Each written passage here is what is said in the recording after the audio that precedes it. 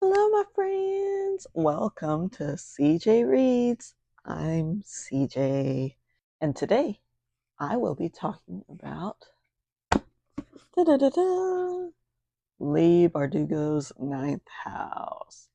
So, this was my third attempt to try to read.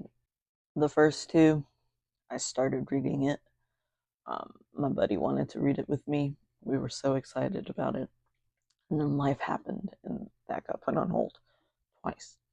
So I've been in like a good reading journey lately. So I'm like, I'm gonna pick it back up. Now, I'm actually going to finish this time. And I did. I'm here to share some thoughts.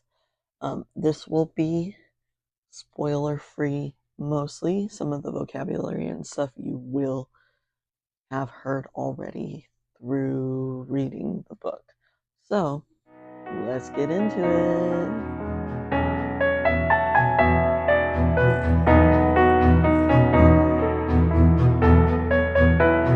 So, Ninth House follows the young girl, Alex. She gets invited into a prestigious school, Yale. And then she's invited to this one secret society that, kind of watches over all the other secret societies in there. And then you learn a little bit more about each of them throughout the book. You learn about the characters in it and their rules and what they do specifically. It's really cool once you get into it. The first 3 or 4 chapters, it was not that way. It just kind of course, as an author, you got to build backstory. So that's what she did. She introduced Alex, she introduced Darlington, which was her mentor in a sense. And she, stated some facts along the way, and we find some stuff out early on in the book that we're like, wait, what's the book about then?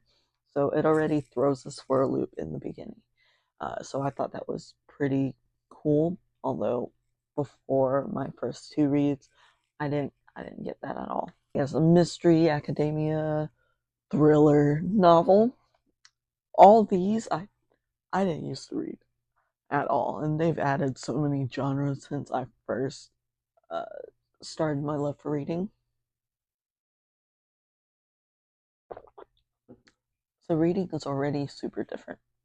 It's a lot of subgenres and all that good stuff. So yeah, with so I have a notebook that I write notes in so that I can share my notes with you. That's why I keep looking down or looking this way or looking that way. That's because I'm, trying to remember and recall the notes.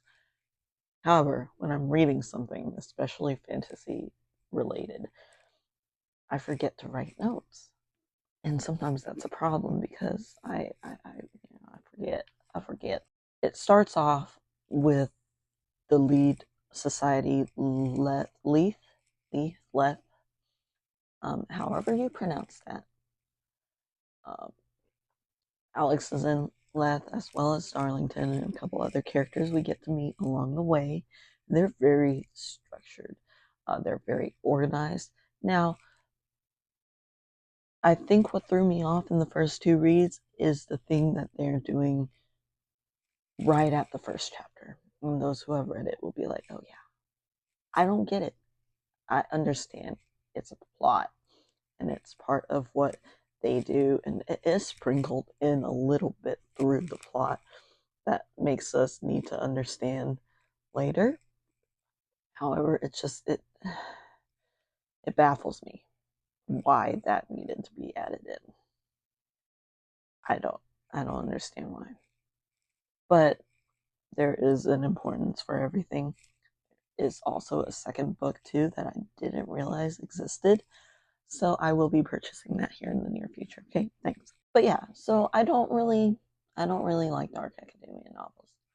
I'm gonna be honest with you. Academia novels are just it goes above me. I don't like school, so I guess I like immediately categorize that with, oh, do not like, do not focus, do not pay attention. It's not important. I don't like those. However, I read a couple of academia novels that I really did enjoy in the past couple months. I've read 3 so far. This one, The Secret History, and Babel. And I liked all 3. I love Babel the most, but probably because of its Asian culture. Dark academia, not my thing. However, dead people, zombies, ghosts, that is my thing. I'm a paranormal girly, okay? I I listen to creepypastas to go to sleep at night. Come on now, okay? Let's get real. I guess this is a popular thing. Jumping timelines that, have last spring, last fall, last spring, last fall. I don't know which one I prefer better, jumping timelines or jumping POVs. I think I like the jumping POVs better because I like seeing the point of view from everyone, you know, everyone in the novel that is described in the novel and whatnot. Um, I like seeing their point of view. So I think jumping POVs are a lot better, and I like them more than jumping timelines. However, you never know. And then sprinkle in a little bit of magic here and a magic there. It throws me off with the.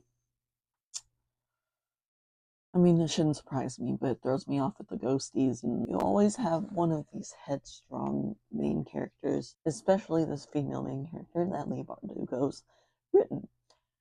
She wrote her very well, a little cliched, I think, in my opinion, but she wrote her very well. She wrote her as this headstrong badass that, um, kicks butt and, doesn't take no for an answer and just keeps going. And it's about time we had one of those strong female types instead of one that always relies on boys. Okay, so I wrote trigger warning on 122, but I didn't write what trigger warning it is about, so I'm assuming drugs. Oh, it rhymes with ape. So yes, trigger warning on page 122. I'm not a big drug girl. I don't know about any of that stuff because I was raised in a very conservative household. Um, I didn't learn about that until in my adult years and when I was too lazy and didn't have enough money to buy them. So I didn't know nothing about them. So reading about them, I think, is more difficult when you don't know about them. Yeah, so all throughout the novel, I kept wrestling with the idea, do I like Alex? Do I not like Alex? I don't think I like Alex. Yeah, she's everything that you would want in like a headstrong female main character. However, she pushes too many buttons. I feel like I would hate her in real life. You know what I mean? Like, I feel like I wouldn't give her the time of day in real life. I would just be like, man, you're such a Karen, man. Stop. Just stop. I did write a quote down. And don't grab me like that again. I may be shit, but I'm the kind that sticks. That's her headstrong badassness that I want to see. That right there. Not the I'm gonna just cancel every rule in the rule book and like just do whatever I want because obviously I'm new and I know everything. Yeah, there are actually a lot of plot twists in this novel, which I did enjoy because it kept me off my toes.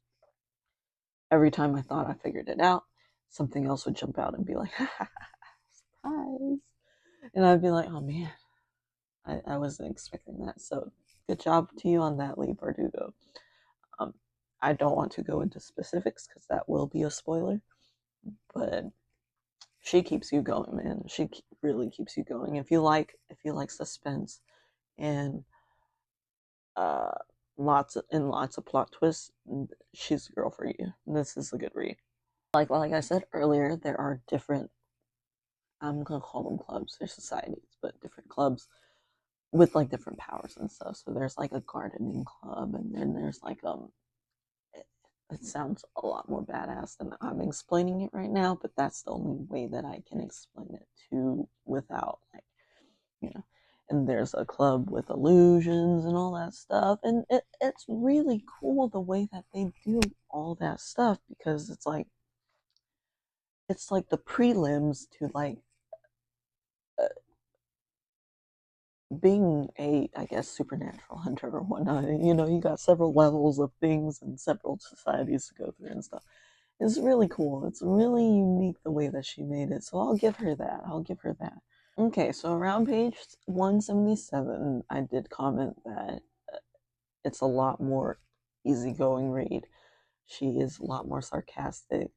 There are certain connections with the characters that I just love. I love, I love, love. The character formation is great. She grow one of the characters and her growth. Oh, amazing. Just phenomenal, and I love it. I love watching that character grow.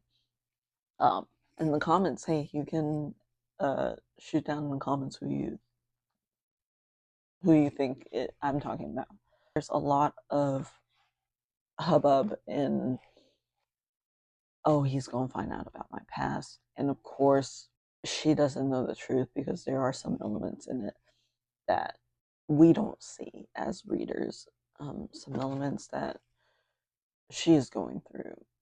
Uh, she doesn't want them to know the truth because she thinks it might change their opinion about her and all that stuff. And I really enjoy the subtlety of it and the way that is portrayed and stuff because we all think that. We all think like that.